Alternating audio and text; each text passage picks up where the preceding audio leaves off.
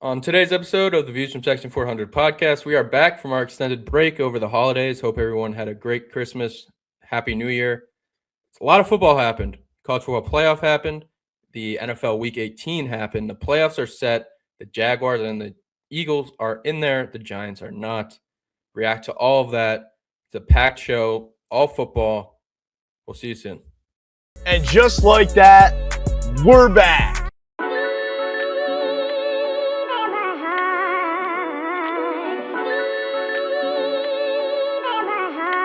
A16, turn me up.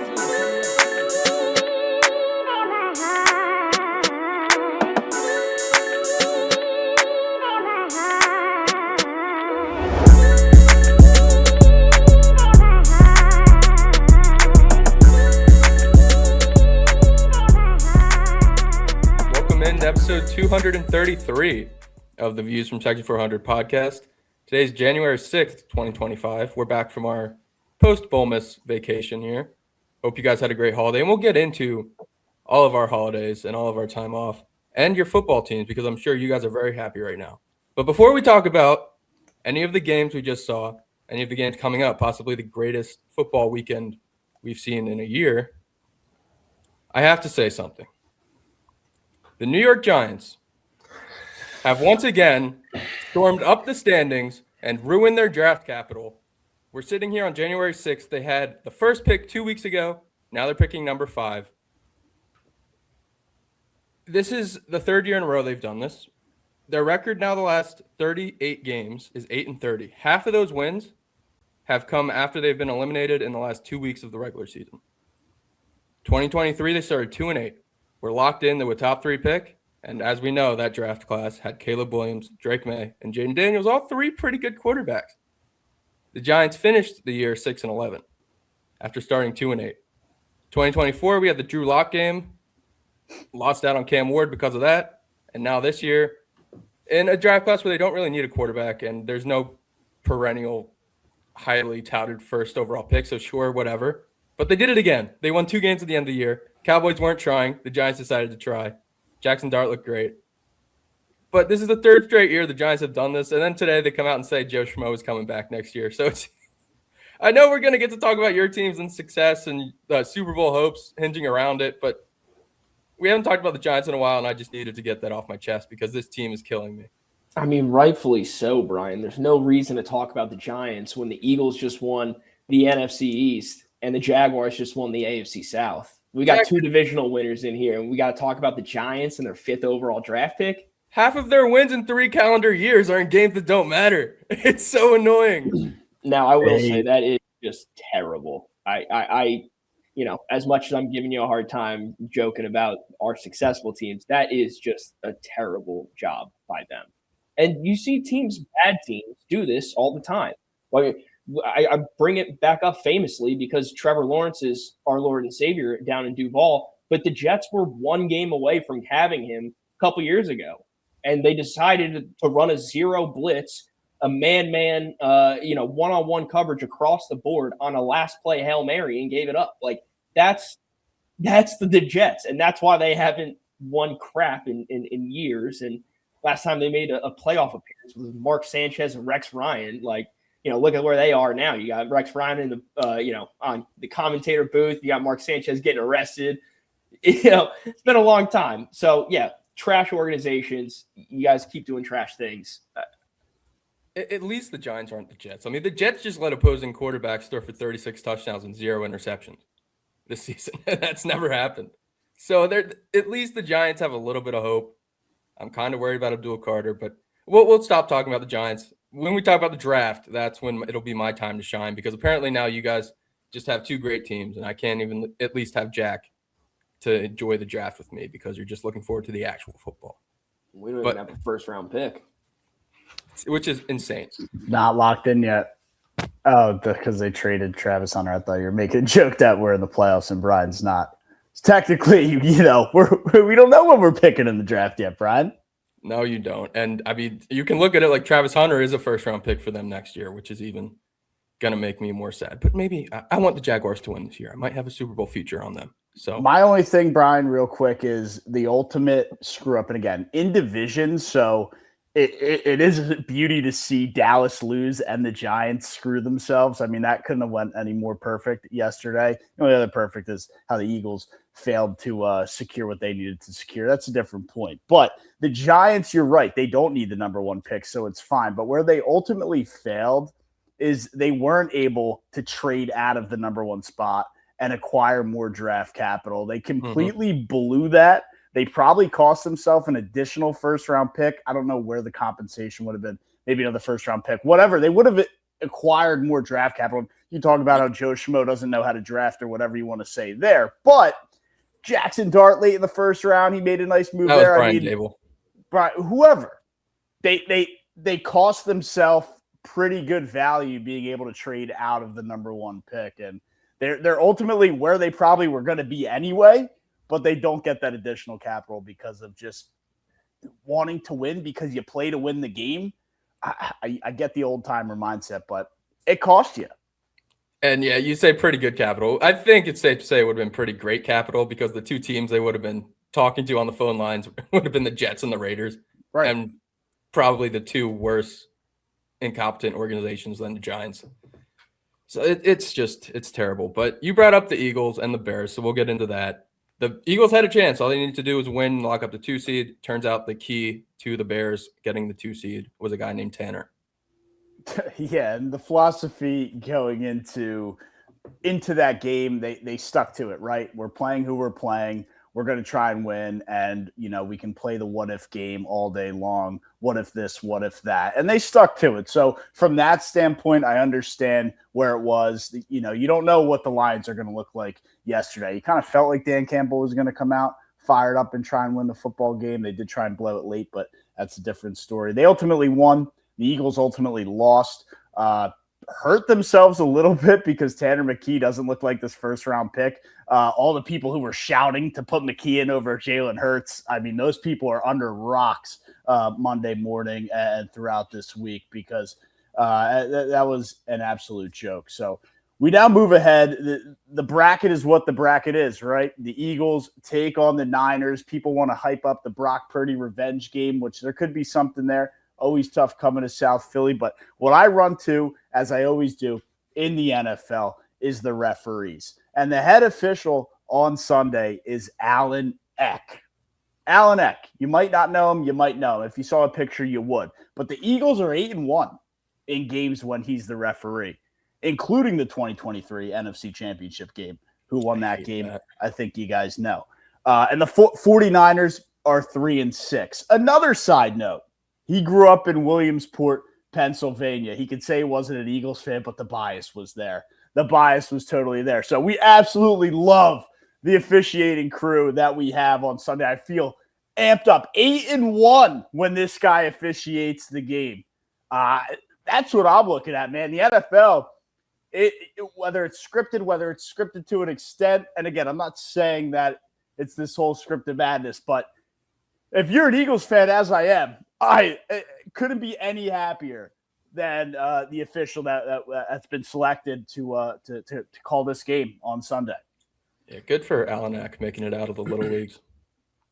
Matt, I gotta know. You can always play the what if game. You said that earlier, but given that the Bears lost, if you guys had won, you could have jumped them up.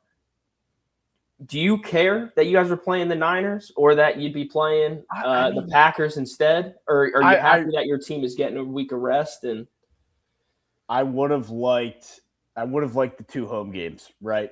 But again, we can't look ahead from what's at stake. I would have loved to play the Packers too. I mean, they've been falling off a cliff, but I look at what the Niners just did at home against Seattle, and I understand they're the number 1 seed, but they're a pretty banged up football team. I'm not necessarily scared of the 49ers coming to South Philadelphia. And I hope I don't have to eat my words by saying that.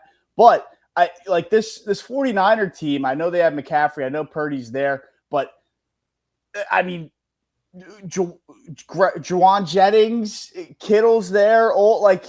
Who's the other guy, number 1? Kendrick Bourne? Ricky Pearsall might not play. If Trent Williams doesn't play in that game, there's a lot of injuries, so I'm not ultimately scared. Would I've liked the 2 seed? Absolutely. 2 home games. The Eagles won the Super Bowl as a 2 seed last year. Absolutely. I was annoyed that they weren't able to get that done, but I understood the philosophy, and we could play the what if game all we want. It's the task at hand, and you got to go out and win on Sunday. Not, you don't get to round 2 unless you win in round 1. So that's ultimately what they said would happen. I get it. Like, they won the freaking Super Bowl last year. I'm sure that the odds are, 22% if you're the 2 seed and 12% if you're the 3 seed. That's just me hypothetically speaking, but it probably is a drastic difference when you get that additional home game. But, it's the task at hand, and that's what we got to do is go out and take care of business Sunday at home. And then, we'll address what we need to address following that. In a weird way, it feels like even though both teams lost and the Eagles ended up with the 3 seed, the vibes are still much better for the Eagles. One, because Brock Purdy, like you said, they just got trounced on Saturday Night Football against Sam Darnold and the Seahawks after Sam Darnold was in that exact situation. The offense did.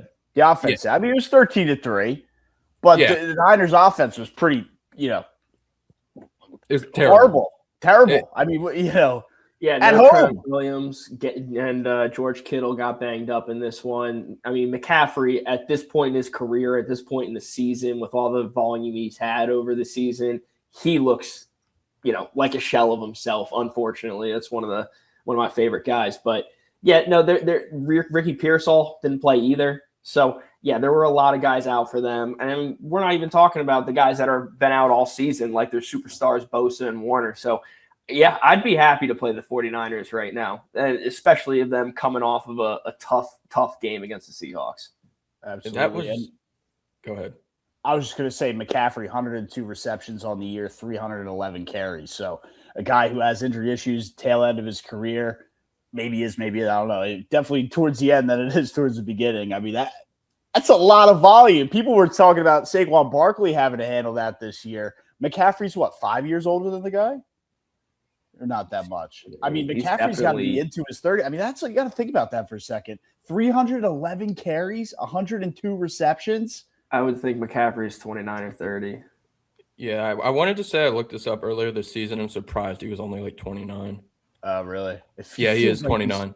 Okay, he feels so much older. All right. So it's one of those things where he was good right away, so we just assume he's older. Yeah. I talked about it, placed the Jaguars bet. I also placed the 49ers bet before the Seahawks game, thinking, hey, worst case scenario, maybe they can get, second best scenario, they get the 5 seed and they play the Panthers or the Bucks first round. Of course, now they got to play the Eagles in Philly. So that one's not looking as good as my Jaguars one, but I have more faith. No, I don't. I have more faith in the Packers to upset the Bears, because the Bears, it feels like while the Eagles lost, they lost with Tanner McKee, Saquon. I don't think he played at all. No, it was the Bigsby game. Bigsby looked like a beast. You guys War Eagle that. War Eagle that one. I mean, he looked awesome. Big week for Auburn Tigers in the NFL. Sacanella dropped a touchdown, unfortunately. Sorry to the guys over at Fantastics Fantasy Football for that one. But Bigsby had 125 all-purpose yards and a touchdown. I mean, he was the workhorse. He was the best player on the field, in my opinion. He had a good day, and War Eagle. But still, you look at that game and you're like, yeah, we lost, but now we're started arrested. We go against the banged up 49ers. On the other side, the Bears, Caleb Williams didn't get his 4,000. They didn't win the game. They lost to the Lions again. Ben Johnson just can't beat Dan Campbell, even though he had a more successful year. That's got to be a pain in his ass. And now you got to go play the Packers again, who you just beat in overtime in this huge, emotional game where you're like, okay, we got past the Packers finally. Don't have to see them again this season. We can go do our thing. And now they're staring right back at you. And it's like, was that game in Soldier Field? I forget. Or was that at Lambeau? I think it was Soldier Field, because I found the stat that they hadn't won in Soldier Field in a long time against the Packers. Well, probably since Aaron Rodgers has been the one dominating them. Yeah. And it was just it felt like it felt like they had passed them in terms of, you could say, the passing the torch cliche. And they finally been able to get over the hump, and now they're that best team. They won the division, and now they're going to have to prove it again this week. I totally agree that it's going to be a tough one. But last thing, at least on the Niners, I want to get your guys' opinion. Brian, I know NFC opponent here for my Eagles, your Giants, Jack. what do you care about the Niners other than the Jags played them, once every 4 years and beat them this year? But Brock Purdy, I mean, I'd be curious to get your guys' opinion on where you think he is as a quarterback. Mr. Irrelevant, got the contract extension, doesn't have the help around him other than, 102 receptions for Christian McCaffrey.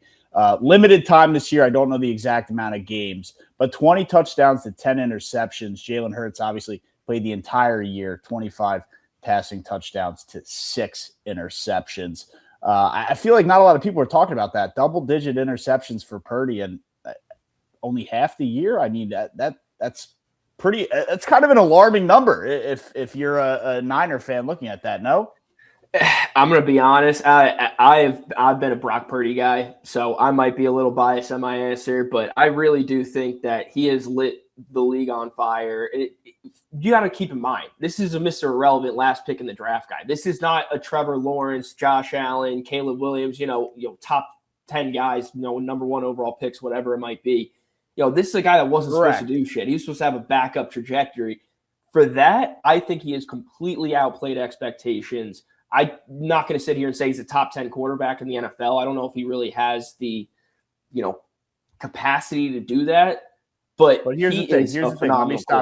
Let me stop you really quick. And I agree with the first part about what he is, but does that not all get thrown out the window once you get the top 5 paid quarterback in the NFL extension?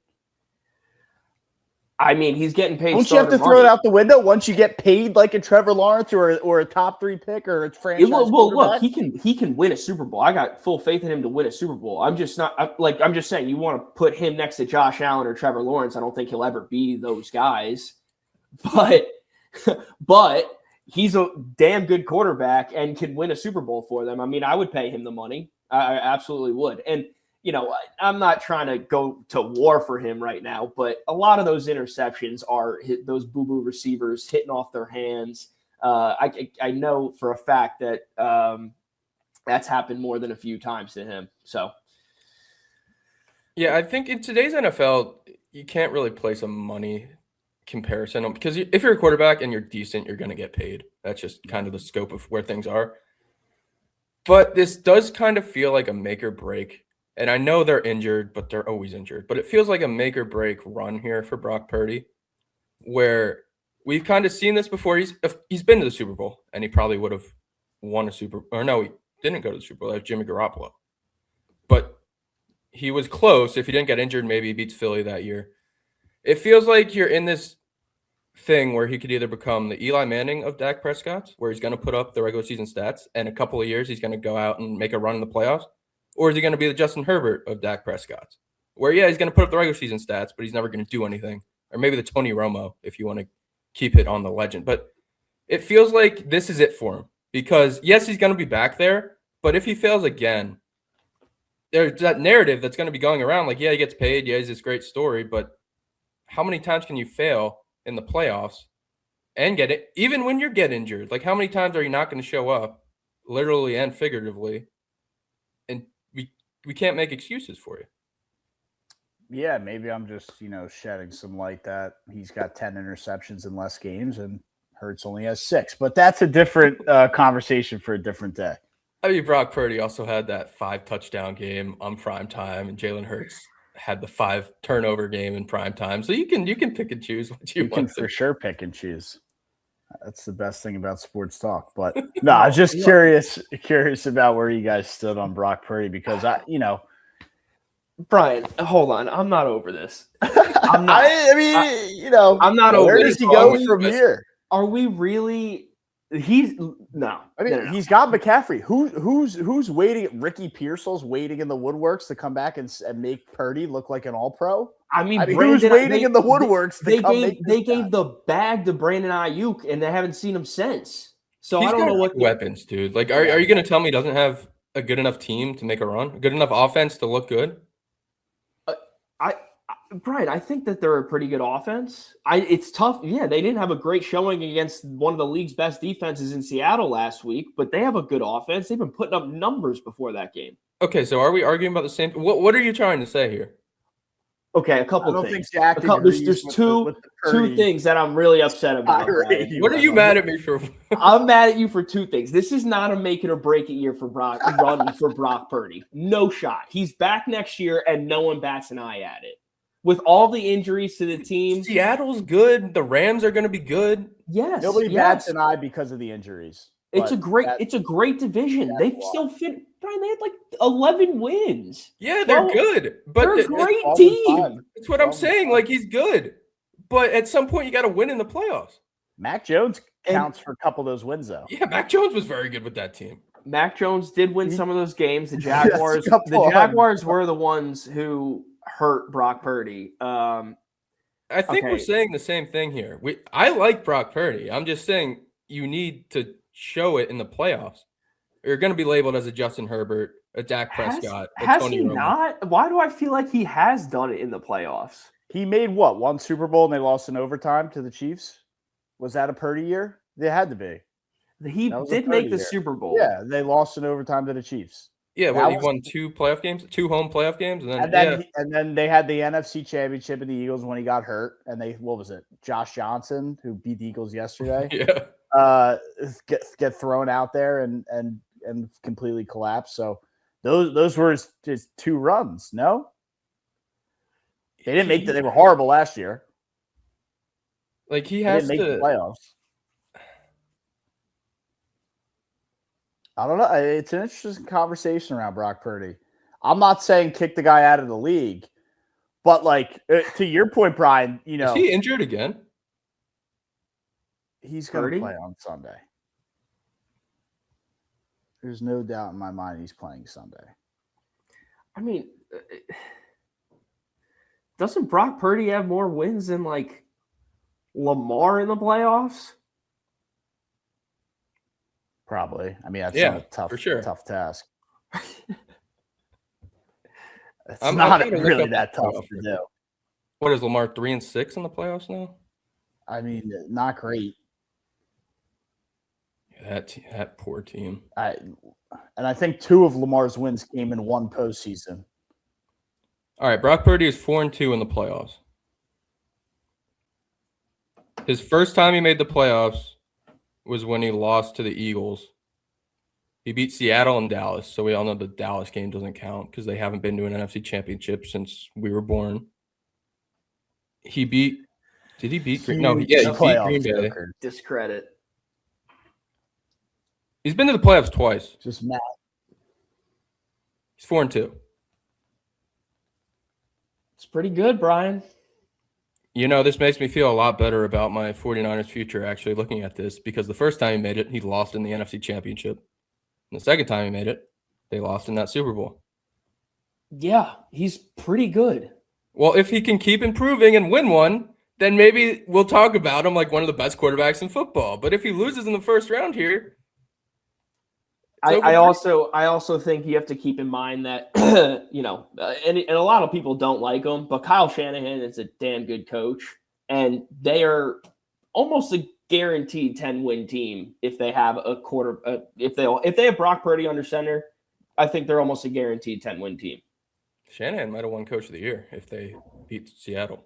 Yeah, Yeah. and got the 1 seed. Yeah, there's a shot for sure. He definitely would have. Shanahan, I'm a fan of. I think he is a great head coach. Matt LaFleur, though, Packers guy, I think that guy gets out-coached left, right, and center. Yeah, and he's he a poser. still gets kind of like, I don't know if it's because he maybe kind of looks like Shanahan a little bit, skinny, tall, white dude, but like, I don't know, man. There's something about LaFleur that, like, do you start talking about him being on the hot seat? I know they're making it, but back-to-back 7 seeds.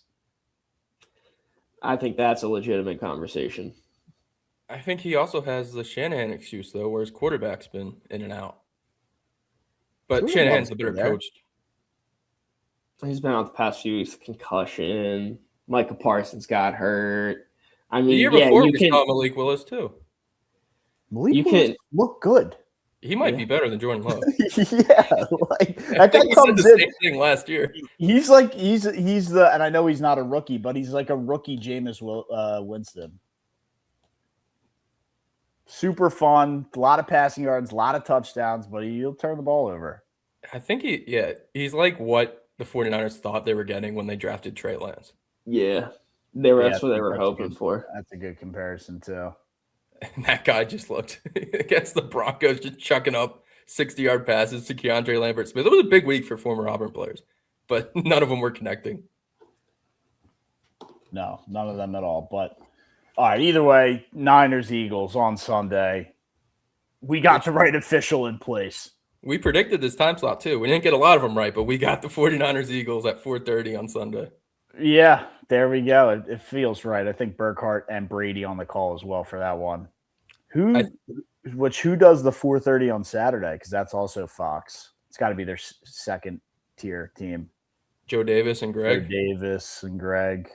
Because it'll be Brady and Burkhart on Sunday. Yeah, that'll be a fun game. That might be the game this weekend I'm looking the most forward to. The second I'm looking the most forward to. I think we also predicted 1:00 on Sunday, the Jaguars and the Bills. It's a lot of fun. Duval. I'm gonna be there. I'm going down to Jacksonville for the game. You have to. Have to. I mean, this is the first time in a little bit. Not taking a jab, but I mean, I'd be disappointed if you. I was there when we made. I wasn't there for the Chargers playoff win. I was there for the game before the Week 18 game or 17. I'm not sure which week it technically was, but it was the week right before where we beat the Titans on a strip sack, fumble recovery for a touchdown with like a minute 20 left in the fourth quarter against the Titans. Huge game. So I know what that atmosphere is going to be like. I am pumped to host Josh Allen. And I already know all week, all I'm going to hear is Josh Allen, this is his AFC to lose. Like, oh, what if we get him and Lamar coming up against each other? Like, no, it's just not going to happen. The AFC South is here to play. I'll give the Texans some shine for half a second. I do think they will beat the Ravens. Oh, excuse me. They're playing the Steelers, right? I was going to say, Lamar's in Cabo, bro. I was up so late last night watching that game. I'm still not even sure who won. Who missed the kick? The Steelers won. No, I know. Ravens fans, stop commenting on Tyler Loop's fiance's Instagram post. I hate that. Yeah. That was such a crazy game. But the Texans will beat the Steelers. That doesn't matter. And the Jags are going to take care of business against Josh Allen. We're 2-1 against him. Trevor is. And I got all the faith in the world. This is the best team. This is the best Jaguars team that Josh Allen has faced this far, and probably one of the worst Bills teams that he's had. So I am pumped for this. This might be the best Jaguars team of all time. I don't think that's a crazy statement. Short history. Let's see how it goes. Let's see how it goes, Brian. It's best regular season team. Yes, that was accomplished last week, getting our 13th win. But got to see how we do in the playoffs, Brian. Knock on wood. Damn right. Jack, any concern? You talk about how Buffalo takes over Miami, Jacksonville also in Florida, potential takeover. Bills Mafia travels well. I know you said the atmosphere is going to be ruckus and rowdy down there. Do you anticipate a lot of blue in the crowd? Little, I do. Jags don't need that ruckus, rowdy Bills. Trevor Lawrence needs a clear head. Look, I do expect Bills Mafia to pull up to some degree. They travel well. It's Florida in the middle of January. I think every New Yorker is going to be itching to get down to Jacksonville. So they got down today. Yeah. Oh, I'm sure they did. As soon as a lot of them already there too. If you're over the age of 60, you're living in Florida. Exactly right. But no, I mean, they'll be there. It'll be fun. Especially the pre. I'm looking forward to the tailgate and the pregame when I see them smashing tables, and we're gonna be having a good rowdy time there. It's a fun experience, fun stadium, fun vibe, and it'll be a good time. But once we get into that stadium, I know Jags fans are gonna pack it out. Maybe like a 75-25. Maybe they get 25 at max. All right, at least it's not 50-50. That'd be bad luck. No. That'd be bad luck. No shot. Jack, I told you I had a take that you were gonna like before we started this. You're facing, of course, the reigning MVP. And I know this is an overused sports cliche, but if the season was 4 weeks longer, I think the Jaguars have this year's MVP on their roster. If they just had a little bit more season, Trevor Lawrence is playing like the best player in football. And right now, as we stand here on January 5th, 2025, I'm willing to tell you Trevor Lawrence is better than Josh Allen right now. Right now. And that's why I think the Jaguars win this game. Brian, I'm so happy to hear you say that. You got to just do one more thing for me. Please tell me right now that you will never compare him to Daniel Jones again, and you fully realize that Trevor Lawrence is a better quarterback than Daniel Jones. I don't think Brian's ready, Depends man. what they do in the playoffs, dude. Daniel You're not Jones ready is for that? 8-1. Daniel Jones is 8-1. 8-1. It went down with an injury. Excuse me? Oh, that's the hill you're gonna die on? 8-1. 8-1. Daniel Jones went 8-1 in the regular season. And they didn't win a game without him. Yeah, With he all meant a these lot. Jonathan Taylor MVP talks. Okay, Brian. Okay. Listen, if Trevor Lawrence beats Josh Allen in the playoffs, I'll totally never put them in the same sentence again. And I believe he will because Trevor Lawrence is playing insane football right now. Look, DJ, Danny Dimes, whatever you want to call the guy, is out of the playoffs right now. Let's do a fun little game. We'll call it our QB. Brian, pull up all the NFL playoff QBs right now. Our QB trust rankings. QB trust rankings. Who do you trust the most? Right now, Brian trusts Trevor Lawrence over Josh Allen, over the former NFL MVP. And it's so damn close for me. It's damn close because Lawrence has been that guy, especially on the road too. Went out to that Broncos game was special. Might be his best game ever of his career. And I don't know the full history, but damn close. So, Brian, if you want to go ahead and let everybody know that quarterbacks in it does seem crazy, but it's damn close for me. And it sounds like Brian trusts Trevor Lawrence this weekend over Josh Allen. Yeah, I mean, honestly, as we're sitting here in, again, January 5th, 2025, I'm going to do these rankings based off that, of how they're playing right now. That's exactly what it is. That's exactly what it is. How they're playing right now, your QB trust rankings, going into Super Wildcard Weekend or whatever they call it. Like Aaron Rodgers in 2025 on the Steelers, I do not trust that guy. He's probably on the bottom of the list. Yeah, I'm also taking into account playoff success in the back of my mind because there is some value to that. So I will go one Matthew Stafford. Was there, he'd be at the bottom. He'd be at the bottom. I'll go one Matthew Stafford. So this is most confident for everybody who follows around with most confident. We can tie that in. But all right, Stafford.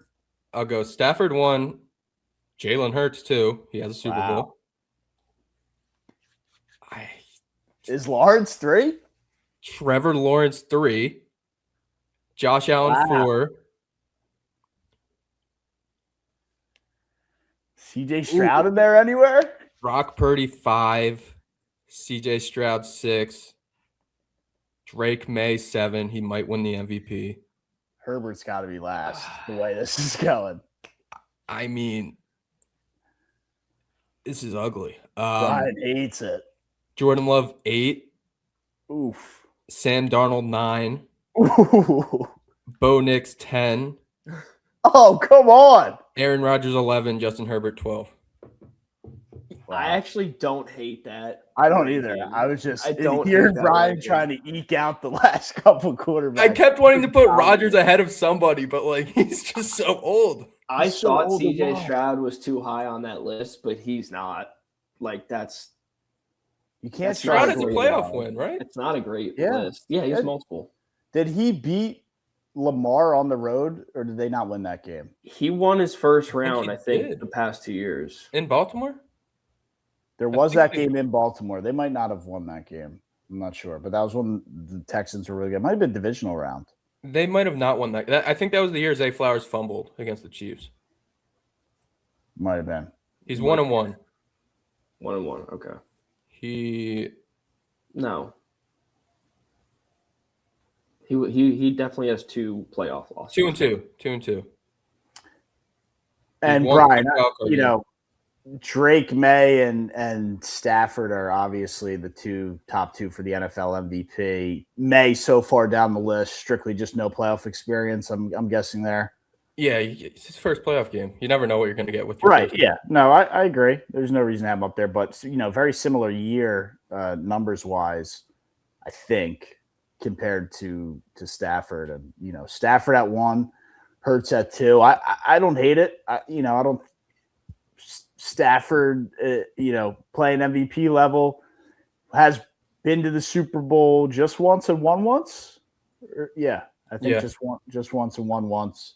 Obviously all those years with the Lions, which he was just out there for fun. I mean, they went to the playoffs once in 13 years with him at the helm.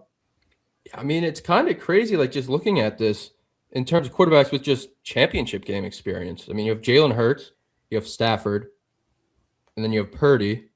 And Well, I think you got to go. You got to go Super Bowl experience, then championship game experience, and then I think it's just the pool of the rest. Yeah, because I mean, you have three quarterbacks on each side. And when you put it like that, Stafford's 3 on having the a NFC better side, year 2 right on the now. AFC. Stafford's having the better year right now, which is why I understand putting him at 1. But I'm glad you didn't disrespect Jalen Hurts because he has been there, has done that. More Super Bowl appearances, and freaking a Bradbury holding call away from that being a lot different outcome. So right, and we're talking quarterback here. We're not talking team. There's some strictly things about the Eagles I trust. trust, but Jalen Hurts showing up and competing, definitely have trust in that. Right. Yeah, I mean, once you get into Kevin Patullo and then all the other pros. Yeah, no, this is quarterback trust rankings. I think he won the Super Bowl MVP, even though I still believe Cooper Jean should have had that MVP, not just because I bet on it, but he played great in that Super Bowl. He did. But yeah, no, I don't have any no reason for me to ramble off quarterbacks. I think I pretty much agree. The only thing you can nitpick, but you're clearly all in on Trevor Lawrence is, what experience does he have to put him at number 3? But I guess it's more of just, what he's up against too. It's easy based on the way he's playing right now. He beat Herbert and lost to Mahomes. I mean, that's a pretty fair resume. As much as I like to make fun of that Brandon Staley non-real playoff win, there is something to be said for being down that much in the playoffs. So if that situation comes up again, he's like, in the back of his mind, he knows it's not over. And he's not going to panic. Because who'd you have at 4? Oh God, Josh Allen. Yeah, Josh Allen right behind him before. It was Allen at 4. And for whatever it's worth, it's actually the reason I brought it up. They're doing it on ESPN right now. Dan Orlovsky, which Jack is going to absolutely hate this list. They also they divided it up, NFC and AFC. Yeah, I mean, he had, like I said, it's Trevor right now. Lawrence at 3 and CJ Stroud at 2. Yeah, right. Look at how those two have been playing this year. It's got Josh Allen at 1. I think I like Brian's rankings better. I do too. ESPN, you know where to find me. Yeah, give him a call. But I don't know. Anything else on the Jaguars, Jack, before we get into our darling Carolina Panthers? You see Trevor get a pair of grills? I did. Grills? Courtesy of the guy on your shirt right now, maybe? Courtesy of Jerry Jones, cornerback, also on the Jaguars. But no, courtesy of the team, the defensive guys. I don't know exactly who paid for them, but Jerry Jones gave it to him after the win, gave him his own set of grills. Because you've been seeing that meme of Trevor with the grills and the chain and AI or whatever. But they got him a pair of grills. He put them in, and it's the Jaguars Twitter picture right now. Trevor with the grills. It's great stuff. So I just ordered mine the other day. Yeah, forgive me for not knowing exactly how grills work, but I feel like you can attach a diamond into each one, right? It's like a mouth guard. Yeah. And it's it looks like diamond teeth. Like Yeah, but you could sparkly probably diamond. like make it. You can add a attachment, kind of like a croc, where they come as they are, but you can add a gibbet on, right? I think you have to custom make it like that. I Oh. mean, Well, these. I then mean, I was gonna say every playoff win you add like a little diamond to the girl. we don't need gimmicks like that, Brian. They almost worked for the Mets, but I guess almost is the key word there. Almost ain't good enough. Notice All how you right. had to say they. There were so many damn gimmicks that freaking team had. But It's anyway, we're not doing that. Iglesias, playoff pumpkin, Hop Tua. There were a lot. There Grimace. was a lot. How could I forget Grimace? Seymour Wiener. Seymour Wiener, the rally I mean, pimp. a team had freaking 35 gimmicks. Every carrying 2 them. weeks. Oh my All right. god. The Carolina Panthers. I just kind of want to go through what we saw from the NFC South this year. And this isn't to discredit Matt as his sleeper team, Carolina Panthers, did win the division. Phenomenal pick. Discredit it all you want, man. Division champs and division champs. I mean, what are you going to discredit? It's a phenomenal pick right there. I don't care about under 500. Just looking into this division, like this might be the funniest division of all time. So the Saints, of course, came in last. They played the best football out of anyone over the second half of the season because they put in their quarterback they drafted this year that they probably should have done at the start of the year. They finished 5-3 with Tyler Shuck after the Spencer Rattler disaster. The Falcons finished with the same record as the Panthers and the Bucks, but they were eliminated from the playoffs on December 7th. So they finished tied for first place in the division after being eliminated from the playoffs for a month. And the Carolina Panthers have the fourth worst point differential of any playoff team since really the merger, -69. The good news there is 2 of the 3 teams that had that bad point differential. The 2011 Broncos at -81. We all remember what happened in that game. And the 2010 Seahawks at -97. That was the Beastquake game. Oh, was that the Jacoby Jones like 80-yard pass from Flacco? The Broncos. That was against the Broncos, but that was the Tebow to that's what I Demarius mean. Thomas. Oh, that was that. Oh, The the game game first play in overtime. Yeah. And then they lost to that Jacoby Jones. Or no, they lost to the Patriots. That must have been the year after. Joe Flacco was on. Yeah, it had to be the year after. Well, I'll tell you what, if they want to get some magic and take over the Rams in the first round, that would be phenomenal. I'd be happy about that. I think Matt would be happy about that. Yeah, I mean, I think a lot of people would. They already beat the Rams in Carolina this year, which I think also makes it tough. It helps that. I mean, what's the Rams' record against the NFC South this year? They lost to the Falcons. They lost to the Panthers.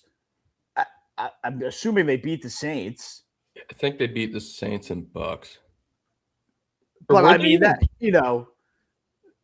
that's a pretty good record against a team. A lot of a division. A lot of people had the Rams going 4-0 against.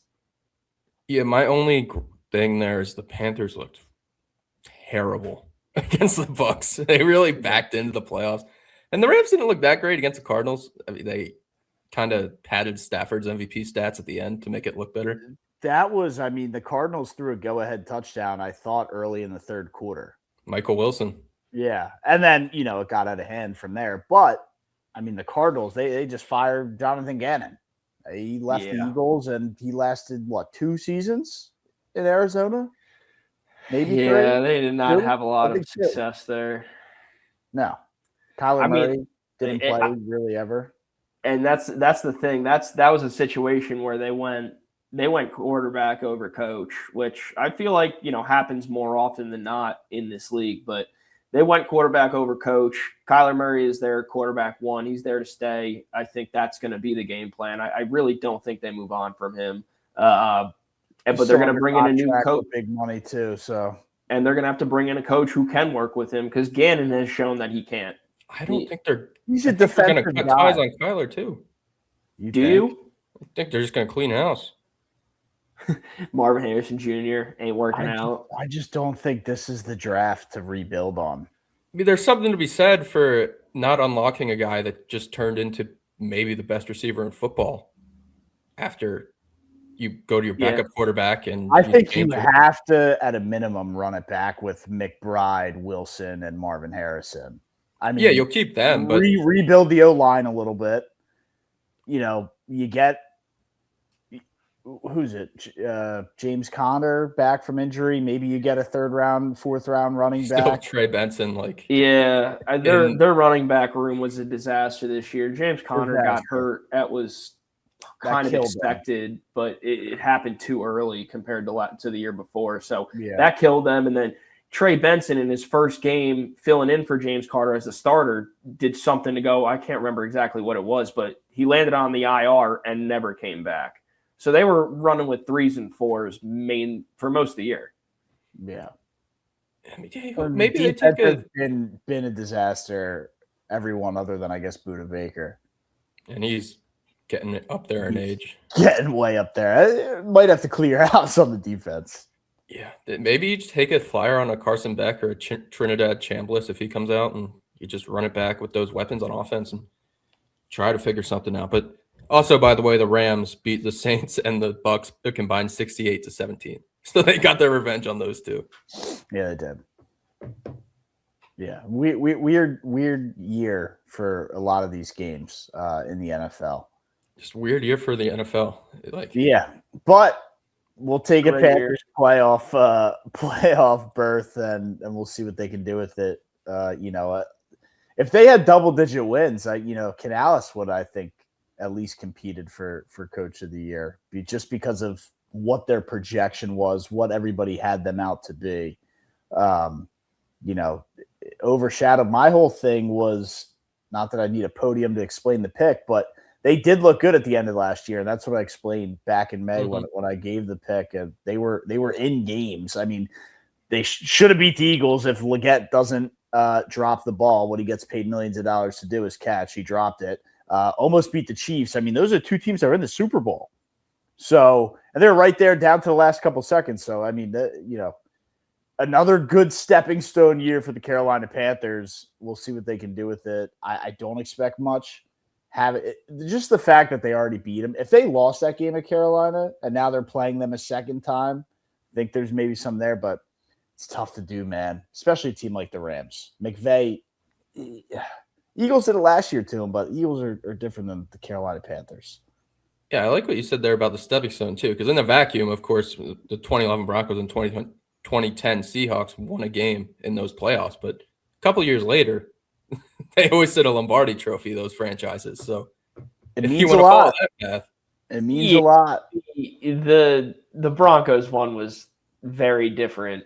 They brought in one of the best quarterbacks of all time to help them do that. They didn't stick it out with Tebow, but they did not stick it out with Tebow. But hey, and then see if Bryce Young's just the wasn't Beast. Seattle was Hasselbeck. I was gonna say, wasn't Beastquake when Hasselbeck was there? Yeah, Matt Hasselbeck. Yeah. So you think Bryce Young is the answer? Maybe they find another quarterback. They're gonna have to move on. Maybe, who knows? Who knows? I mean, who knows? That's all I'll say there. Daniel Jones in Carolina repeats itself. Daniel Jones in Carolina. That's outrageous. Nah, man. He 8-1 with the Colts, and then he gets injured. I mean, he's at home. Yeah, they'll probably bring him back. Although, it's going to be a long recovery. So we'll see. We don't have to talk about Daniel Jones until next season. No.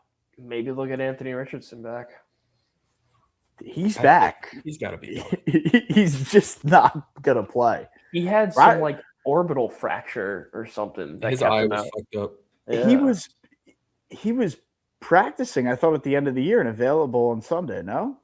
He was practicing towards the end of the year, but I don't know if he was available. I don't know if he was available or not. I don't see a world where, unless the Jets or the Raiders take a chance. The Colts don't have a lot of hope for him. Yeah, it doesn't feel like. Maybe they get Ballard out of there and new GM has a change of heart, but it's. Well, that's the thing. They said Steichen's coming back and Ballard, which Shane Steichen, I think, is a solid head coach. I mean, can you fault the guy? He loses Sauce Gardner. It sucks they trade a lot of draft capital away for him. And they just throw 45, 44-year-old Phillip Rivers out there. Almost beat the Seahawks on the road if Jacoby Myers or whatever that- Myers doesn't hit a 60 Jacob. whatever yard field goal to win the game. Jason. Jason Myers, whatever his name is.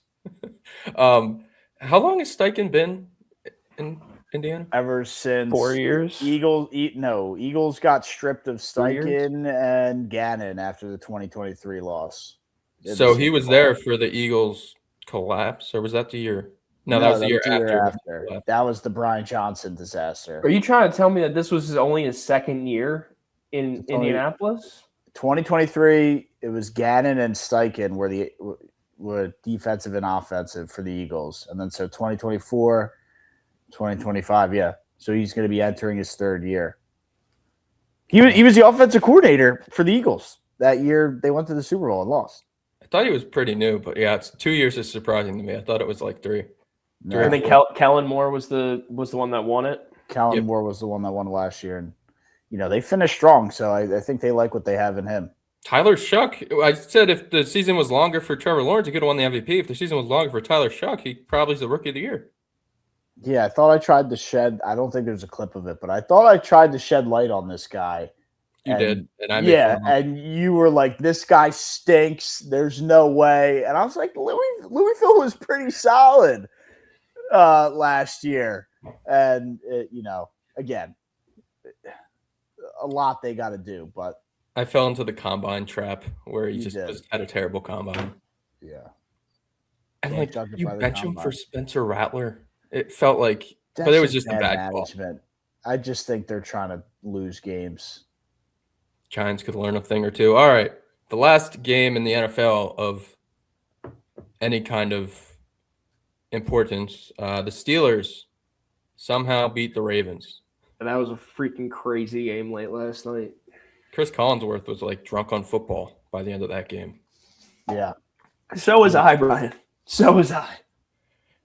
I wish it was the Saturday night game looking back on it because I was kind of footballed out by the time that I still watched it and enjoyed it, but I would have liked that to be the Saturday night game. And of course, that's retrospective because the Niners and Seahawks sucked. But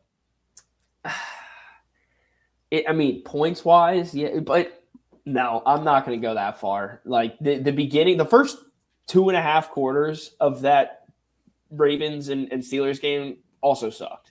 I mean, it really wasn't fun until the last few minutes for me, like the last quarter. When it still felt more important though. Like even though the football sucked, every play kind of it felt. And I know the 1 seed versus having to play the Eagles is still very important, but. And I guess you could think maybe the Niners or Seattle could win the Super Bowl and these teams don't have a chance, but I don't know. I think both of these are true at the same time. It's a little bit more important. You're either in or you're out, but at the same time, whoever's in, we really don't care about you. You're losing first round to the 5 seed, the Texans. And then on the flip side, the number 1 seed versus the 5 seed, that makes a big deal in the grand scheme of it all. I mean, this is what the Steelers have been for the last 20 years or last 15 years of, 8-8, 9-8, 10-6, 10-7. Like that's what kind of Mike Tomlin unfortunately has evolved into is go 500, bring it down to the last game of the season and, unfortunately probably lose in the first round of the playoffs, which you got to think as a Steeler fan, if you're watching this over and over and over and over again, we all from the outside are like, Tomlin's a great coach, and he is a great coach. But do the Steeler fans have a little bit of Tomlin fatigue because of what he's been the last 10 years of barely over 500, lose first round? It might just be that kind of thing of like, if they lose, he is a great head coach, but as a fan, are you like, we bring him back and we're just going to be a 500 team again? I think that there's also, you can blame ownership because he just hasn't had a Super Bowl worthy team in a long time, Super Bowl worthy quarterback in a long time. But I bet you there's a lot of fatigue from the fans when they see him after that game pumping his chest in front of the camera. Like, I did it again. We did it again. It's like, well, you're probably going to go lose again. It's like, yeah, well, are you really going to be that great? I don't know. They got another division out of it. Yeah. I don't have a lot of faith in them, so I wouldn't say they need to fire him. They definitely need a new offensive coordinator, though. Yeah, you're never gonna. A weird year for Arthur Smith. The tight ends didn't really do much. He's terrible. He's not. Yeah, he's not great. Quick side note for the FCS championship tonight: 8,132 miles traveled in the playoffs for Illinois State. How they That doing? seems Our darling insane. Redbirds. Doesn't start till 7:30, but just over 8,000 miles That's insane. for the playoffs. That's like four That's games. a hike. That's insane. From Shout out Illinois State. Illinois State, to normal 8,000. Illinois. Where'd they play? Like South Florida or something? They went. Out to like Alaska? Like I what think the it hell? was Southeast Louisiana State, then North Dakota State, then out to UC Davis, then Villanova, and now now they're Nashville. in Nashville. But I mean, dude, that's over. Yeah. I mean, some teams that's like how far baseball teams travel in a season. They did it in 4. I don't know what the baseball guys travel, but it seems like it'd be close. The team from normal Illinois is anything but normal. And shout out all the Redbirds faithful and their official TikTok account for giving us a roll Redbirds on TikTok. So I'm rooting for them heavy. Roll Yeah, Redbirds. It would be fun to see. You know, I know they beat Nova, and that was a tough game to watch, but would love to see the underdog story. It's the FCS. It's supposed to be fun. Yeah, I really want to see it. I might throw some money at the Redbirds, but that might jinx them. So maybe I won't. Yeah, Brian, you should, if anything, throw it on Montana State -10. Ooh. Big spread in a championship game. Yeesh. Yeah. Last thing I had here on Steelers Ravens, the whole time after Loop missed this kick, well, the first thing that came to mind was how harassed he's going to be by these fans, which I hate that part of sports. But also, watching him fail in that and becoming the scapegoat, how happy do you think DK Metcalf is? Like sitting at home, like, oh my God, they can't blame me now. There's a lot of people that felt that. DK Metcalf, Chris Boswell, probably Tomlin, probably Rodgers. A lot of people. I think Boswell felt it the most. Boswell for sure. Yeah, Boswell for me is the leader of the clubhouse in that regard. First missed extra point in 2 years. Yeah, I mean, dude, he's been so automatic. That's the thing, though. Like, if you're a Steelers fan and you watch these games, you know how good Chris Boswell has been for your team. And he's won them. I'm pretty sure this season he's won them multiple games on like 5 or 6 field goal games. Like he's literally scoring 15, 18 points by himself. So with that happening, even though he might lose you, the last game at the end of the season, like you want to hang him out to dry for that, I think that'd just be wrong. It's almost like maybe Tomlin or a Steelers fan prayed that if it comes down to a game-winning kick, that the Ravens kicker misses, and God gave it to him too early with Chris Boswell, and then had to make up for it with Tyler Loop. But I don't know. I just think and what a bonehead take by a bonehead guy. And I know everybody hates Skip Bayless, but he was like, stop letting non-athletes, non-football players decide games. Kickers are a part of the game. Respect the kickers, Skip. Your Cowboys are out of it. I know you got to create something to stay relevant, but the kickers are a part of it. Look at what Brandon Aubrey's doing. Boswell hasn't missed. He understood the tank too. He was missing kicks towards the end of the season. Yeah. So, I mean, dude, bad take. Common Skip L once again. That's insane. I never thought I'd put Skip Bayless in the same sentence as Ninja, but I guess they both just hate kickers in the NFL. Dude, you remember that one? Yeah. That was bad. All right, quick. We will do our picks for all these games on Thursday's show instead of our confidence picks. We'll have to figure out a fun way to do maybe we'll add some betting into the confidence picks for do a little bracket or something. For sure, yeah. We'll do our own bracket. We're also doing a Views from 400 bracket challenge for the third year in a row. Oh, ho, ho. So we'll get There we go. that link out on our socials. Still got to decide if we're going to do a buy. We'll probably do a buy-in. But yeah, look out for that in the coming days. But our quick schedule here, we talked about Panthers Rams at 4 on Saturday. Then we get Bears Packers on Saturday night. Don't think we had that tabbed. Interesting fact about that game: the Bears' last win against the Packers. Packers' last win was against the Bears. Something's got to give. And we get Jags Bills on Sunday, 49ers Eagles on Sunday afternoon, Pats Chargers Sunday night. Don't love that. And then Texans Steelers on Monday. We won't get into the actual who's going to win, but what game, besides the game that obviously your teams are in, are you looking forward to the most here? I mean, obviously our teams, but for other obvious reasons, I'll be dialed in 4:00 on Saturday. Yeah, I guess that's fair.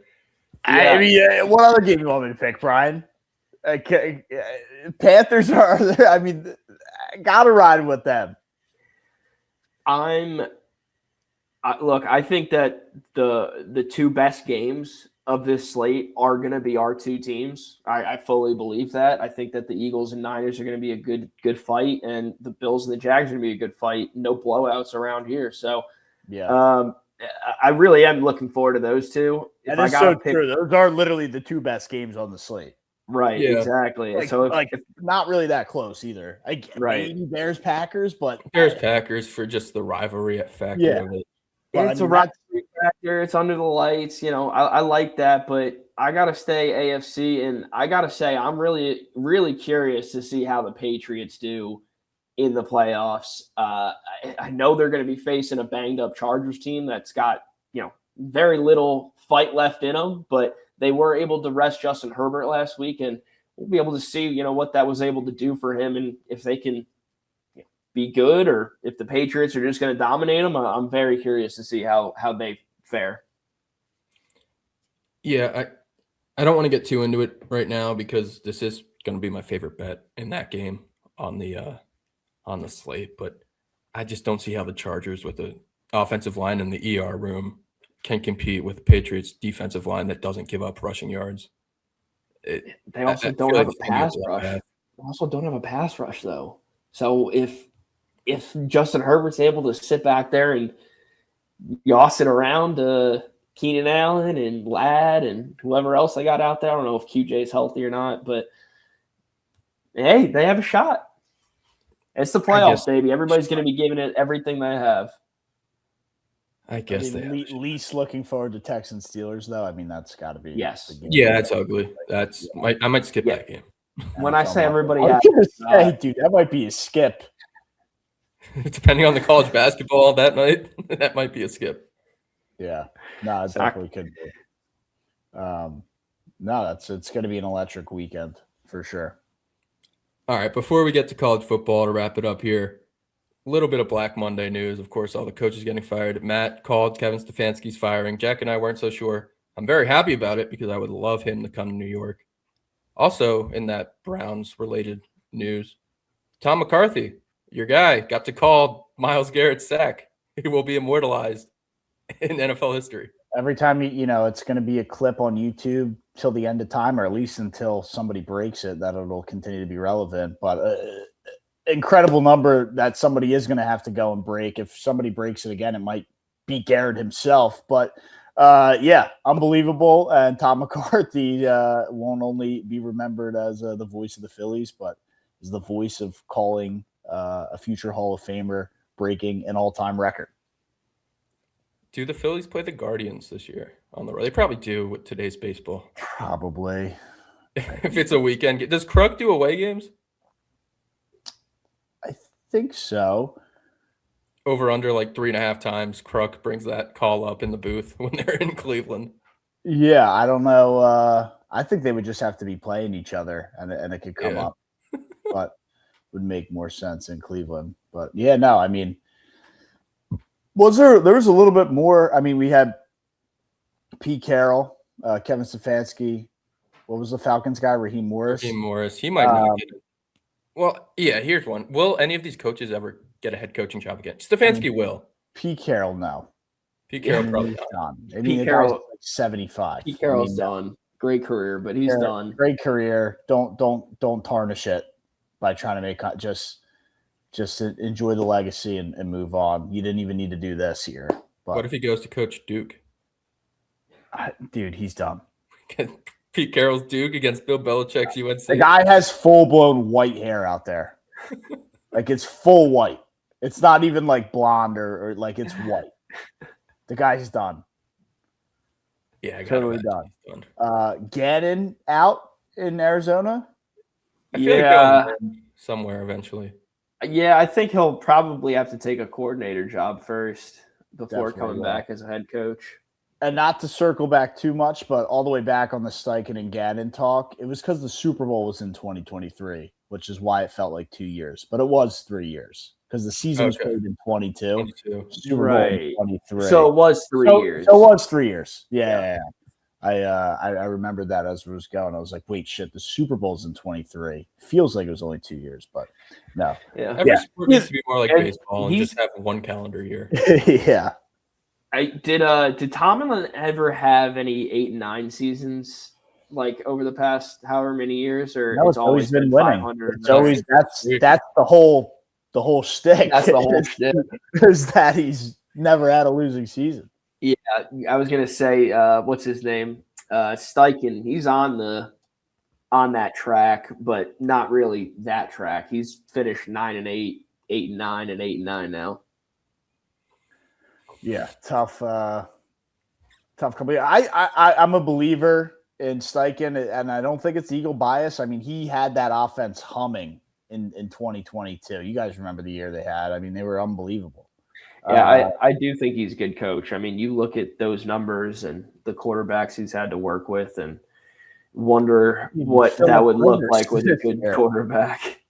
Yeah, but I think I can agree with the Colts fans that their GM, who's at Chris Ballard, like maybe look a different direction because that guy hasn't done them any favors, and I know he's not super well liked in Indy, at least from what I saw from the internet trolls. Yeah, I have a hard time understanding that because the owner seems so involved. Super involved. He was. No. The Well, daughter, the daughter. Yeah. She's like super involved. She seems super involved, and if she's that involved, what the hell is the GM even doing? I mean, she could also just be involved, but put people in place that she knows or thinks can be successful, and then just try to micromanage them. That's what I'm saying. I don't know. I'm not in there. I have no idea how that's working. You could just be supporting him all. He just really likes ball. And that's what you would hope. But on the flip side, we've seen what Jerry Jones can do to an organization. And, you got your fingers in there too deep. It can start to mess with everything that you got going on. Urban Meyer. Are we still talking about football? Well, both. Any other firings? Any other firings?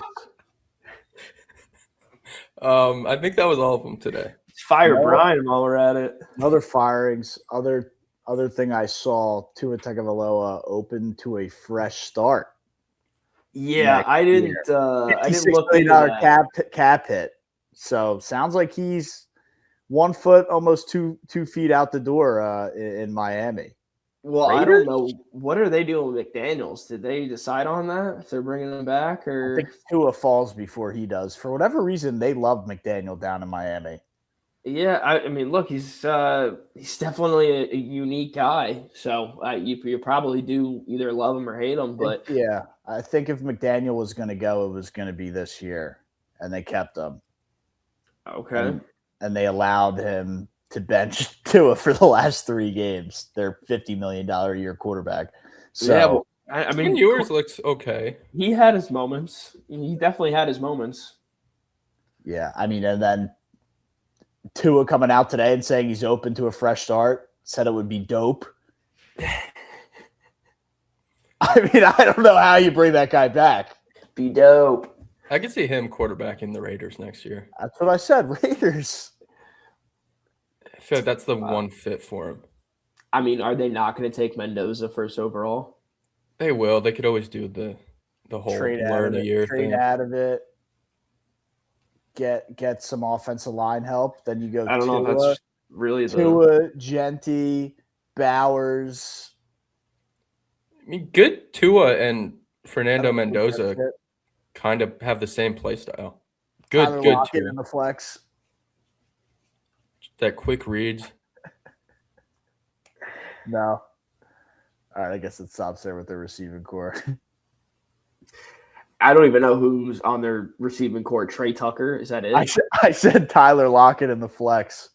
They drafted some guy that's like really quick. Thornton, Yeah, it's not worth our Jordan breath. Beck. Was that his name? Josh Beck? No, that's no, it's Jack Betch. Jack Betch. No, I think it's Beck. It's like my last name. Or no, it is Besh. It is Besh. You're right. All right, that's enough Raiders talk. Let's talk some college football before we end the show here. Ole Miss beat UGA. Hitler dead. Awesome game. Best game. We always got to sneak something in, Brian. What the fuck? It's a verbal meme. Like, you know the memes and the replies, they get the newspaper clippings of the soldiers reading Hitler dead? Yeah. I know what you mean. That's how big this moment was for you. Electric game. Yes. I would Lane think Kiffin's gotta make Alabama losing would be more like that. But well, I kind of knew. Georgia's been more. Well, Georgia, have they been more relevant? Championship success, yeah, but I mean, Bama dominates the titles the last decade. I mean, Georgia more recently, sure, More but recent, yeah. Alabama had much longer sustained success. Right. I feel like now Georgia's more of a threat to make your life a living hell with Kirby Smart still there than Alabama is with the Blue. Did Auburn's schedule come out? Or are they playing all FCS schools since it doesn't matter anymore? Oh, they're cooked next year. It's Alabama and Georgia on the road. Oh, It's really? always Alabama and Georgia. Yeah, but every other year when it's on the road, you can just write off that season. Try again next year. Really? So next year, sorry, just right off. Yeah, I mean, half the roster's gone.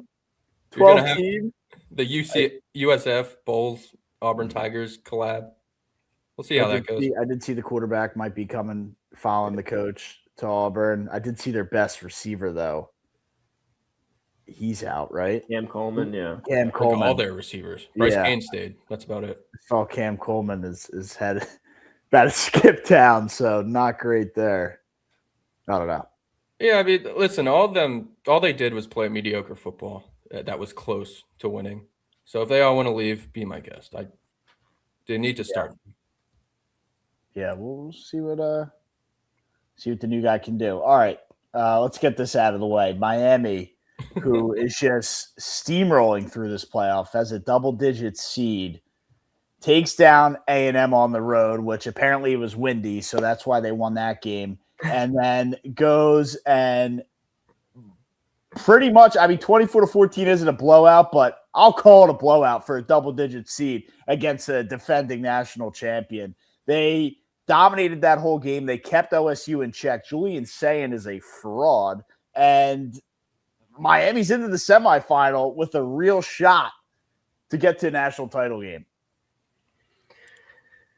Yeah, those bye weeks were tough for a lot of teams, and Ohio State was definitely included in that. They just came out flat offensively, and I mean, credit to Miami's defense. Miami definitely showed up and played some good defense, but Ohio State's offense just looked so – I mean, they just never got it right.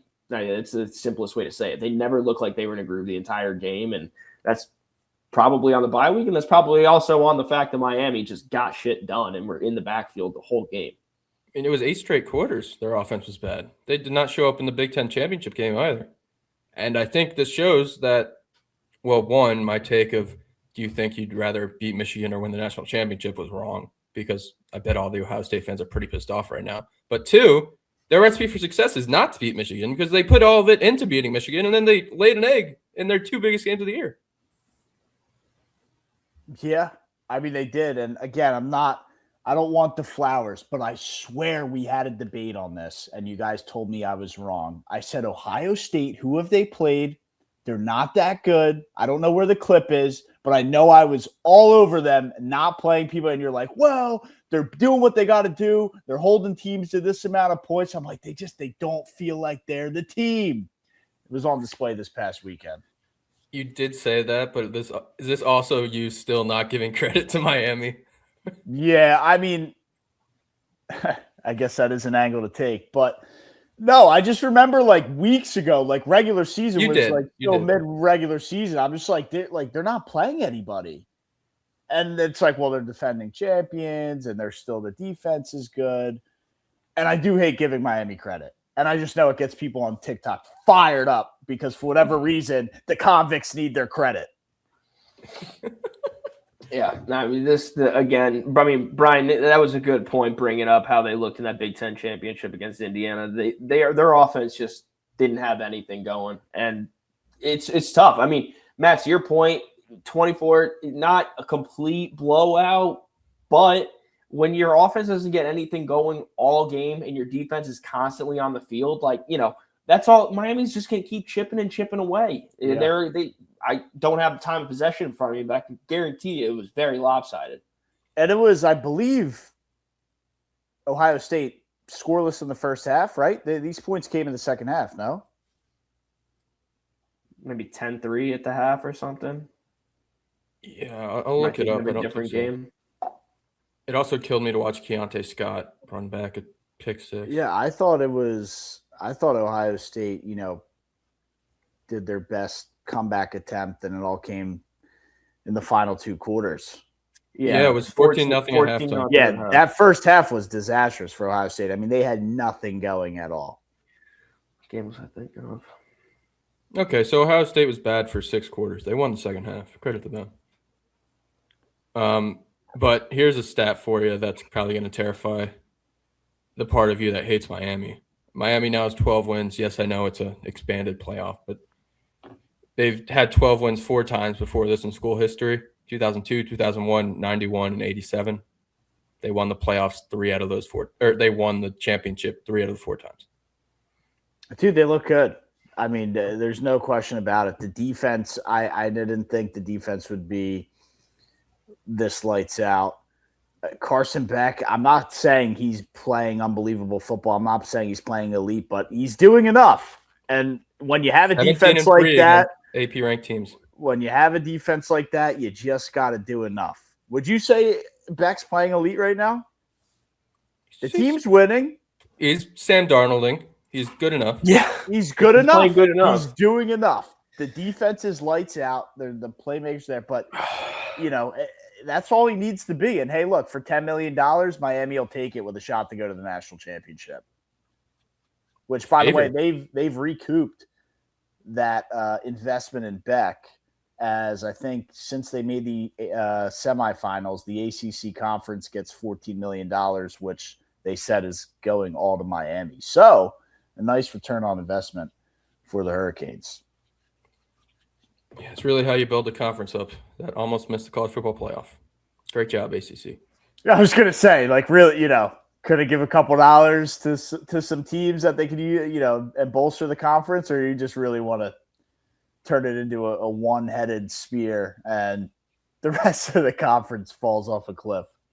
Yeah, those guys just really know how to run a college football conference. All right, the last game that happened this past weekend, there was only 3 games this weekend.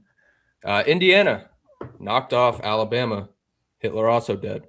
The first Indiana Bowl win since 1991 when they won the Copper Bowl.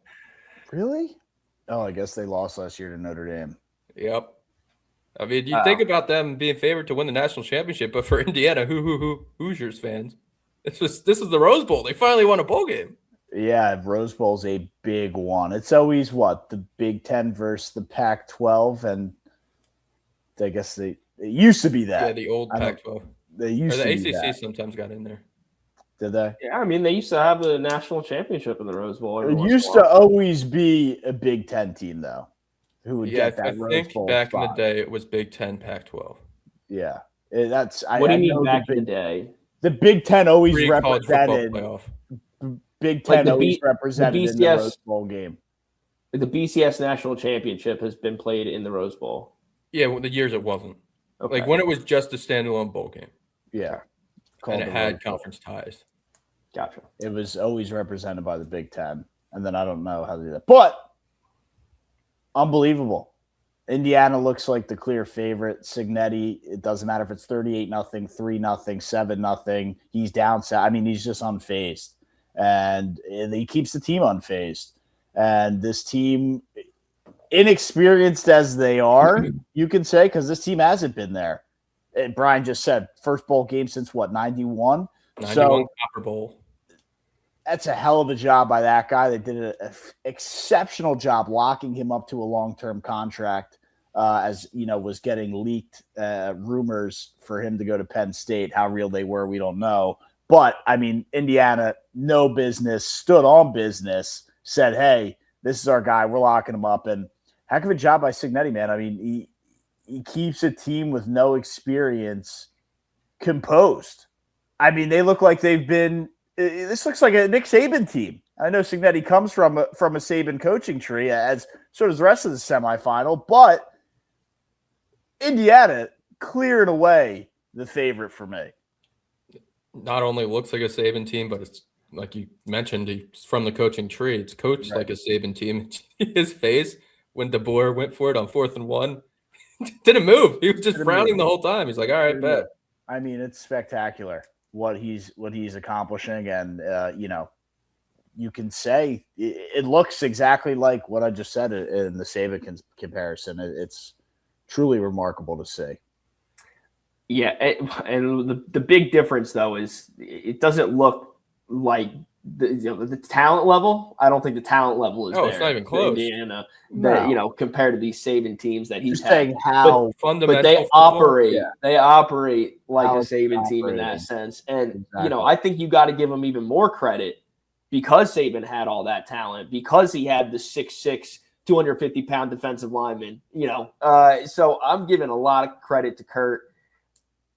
I'm really just shocked about how they've been operating and how good they have been. I mean, 17-0 against Bama in the playoff.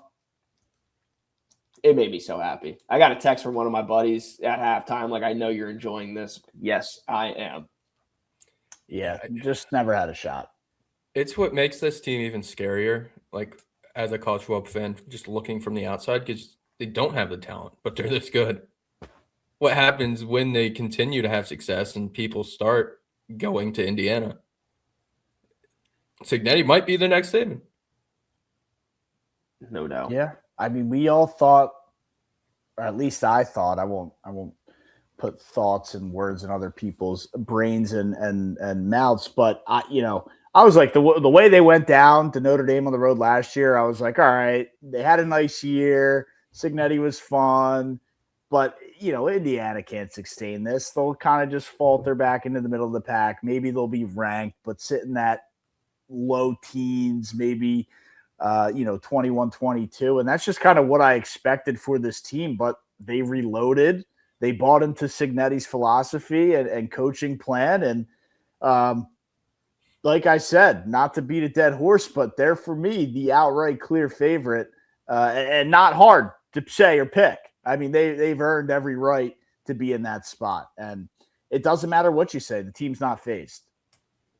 It also just shows how good of a talent evaluator he is.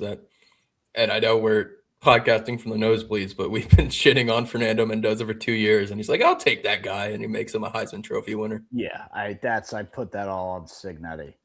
It's just insane. I mean, What a coach. let's be real though. If Ohio State had won that game, Julian Sayin probably would have been the Heisman Trophy winner. So what does it even mean at this point? Julian Sayin has a lot of Drew Aller in him. CSA, And that's a guy who was in Heisman talks in the preseason.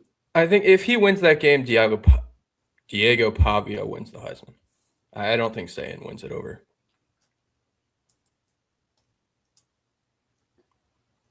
Diego Pavia also certified fraud. Hate that guy. Lost to Iowa. Who loses to Iowa? Exactly. I mean, that's all. Point. What does it even mean? Can't lose to Iowa. It's because he beat a concussed Lenore Sellis on the road in South Carolina, and that's when the hype started. They beat him 31-7 on the road. Sellers played, I think, a quarter and a half, blew him out 31-7, and it's here comes Vandy.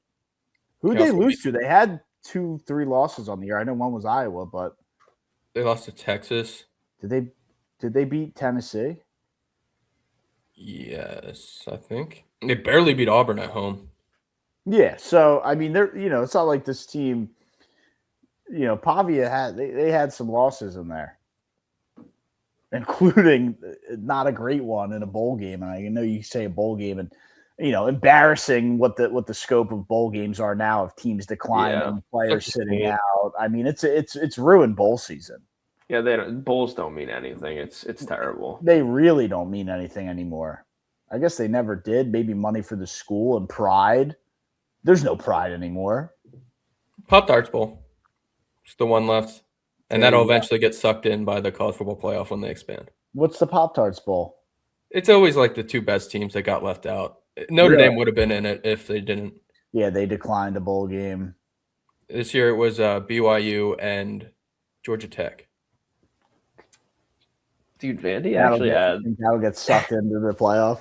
Eventually, yeah. That'll be the first bowl they call when they go to 16. Be like, hey, Pop-Tarts Bowl. Yeah.